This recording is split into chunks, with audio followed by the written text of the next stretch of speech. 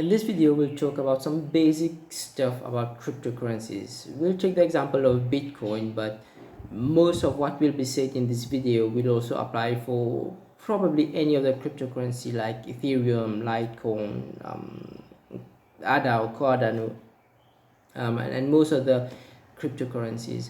So what's the aim of this video? It's really about laying out all the basic terms so that you understand what you're getting into, and if you know about these basic terms, it will be quite straightforward for you not to fall into scams and follow the basic principles, the basic steps to ensure that whatever you're doing in the cryptocurrency space is quite safe. So let's start with the first thing. I will start with some different terms that you might have heard, but go into a bit more details about what they are.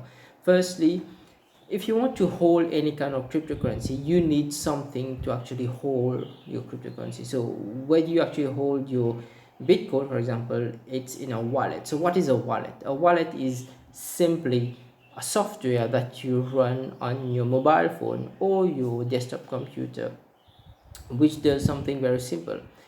It holds your keys to your cryptocurrency. So basically, you don't download, when you hold Bitcoin, for example, you don't download the Bitcoin on your wallet and you hold it there.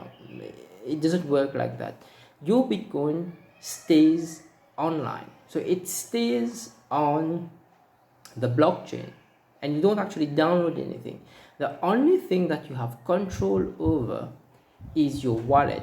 And what does your wallet hold? Your wallet holds your keys. So basically, the keys give you the possibility to transfer the Bitcoin. So if a particular Bitcoin or particular amount of Bitcoin is tied to the keys and you have the keys, so only you can actually do the transfer. You can actually transfer the Bitcoin out, and it works as simple as that.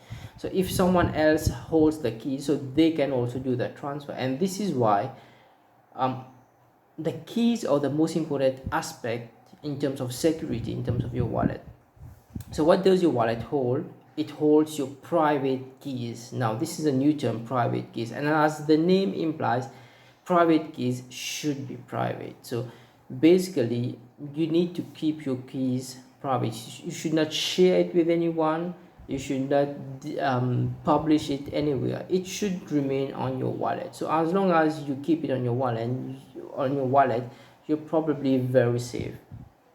So when you set up your wallet, so let's go through the steps. So you go on Google Play.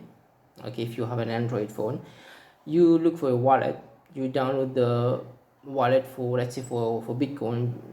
You search for Bitcoin wallet, you download the Bitcoin wallet, and one of the first things that it will ask you to do is set up a list of, it's going to create a new wallet for you, and it will give you a list of seed words. Now, what are seed words? Seed words is a list of 12 or 24 words depending on the wallet that you have downloaded, that you keep to yourself. So seed words are really your backup, your recovery phrase that you use in case you lose your phone or you lose your wallet. So these are the only backup that you have. So keep it very carefully. You write it on something, on a piece of paper. You keep it at your home or you hide it somewhere.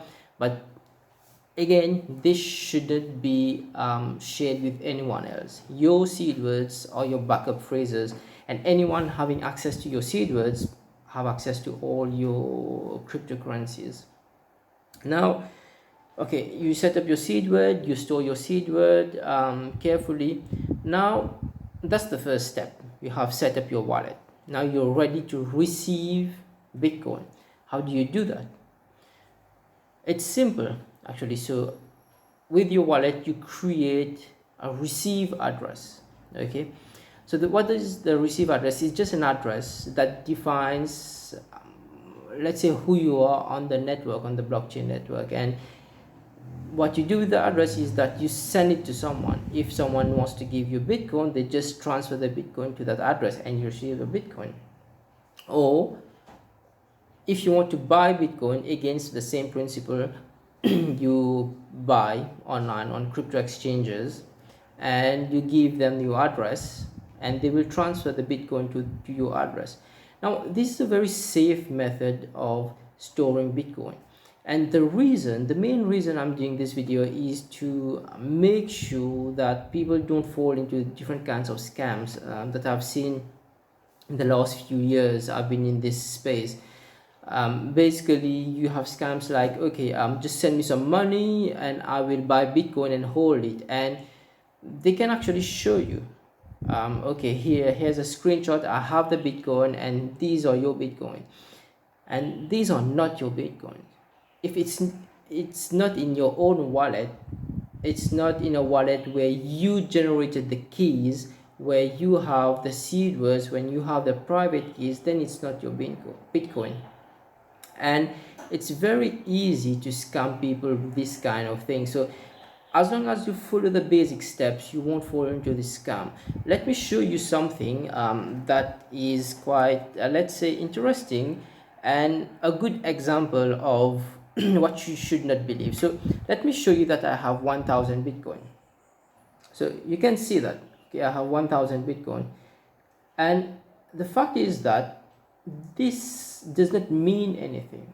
Okay, the 1000 Bitcoin is simply a token that I created on the Horizon Africa blockchain. Anyone can do that. It's easy, it's free.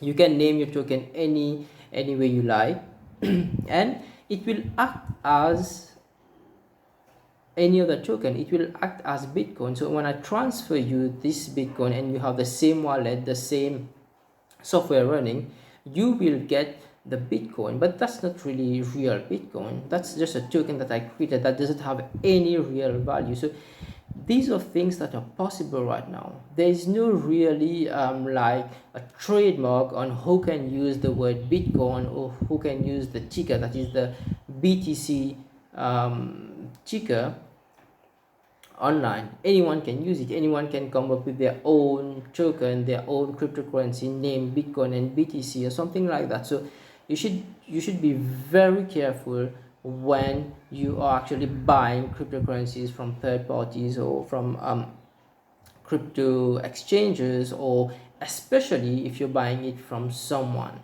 And even if they show you, okay, these are your Bitcoin, you cannot be sure that you actually hold these Bitcoin. Okay, the best way, probably the most reliable way is to have your wallet, set up your wallet, set up your private keys, set up your seed words on your own, store all of them privately, generate an address, have someone send you Bitcoin to that address. Now you're probably 99.999% sure that that's your Bitcoin.